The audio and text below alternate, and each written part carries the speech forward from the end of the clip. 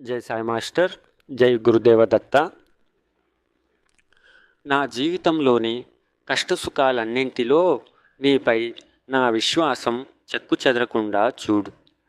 ఈ క్షణం నుంచి నా విచారాలు, అలాగే నా సంతోషాలు అన్నీ నీవు ప్రసాదించిన కానుకలే. నా లోటుపాట్లు కూడా నీ ఆజ్ఞాబద్ధమే. తద్వారా నీ అభీష్ట మార్గంలో నా కర్మల నుంచి విముక్తం చేస్తావు. నేను అత్యంత శీఘ్రంగా పవిత్రం కావటానికి ఇదే సుస్పష్ట మార్గం. ఇందువల్ల ఇతర మార్గాల కంటే కూడా శీఘ్రగతిలో నీతో నేను ఐక్యం కాగలుగుతాను.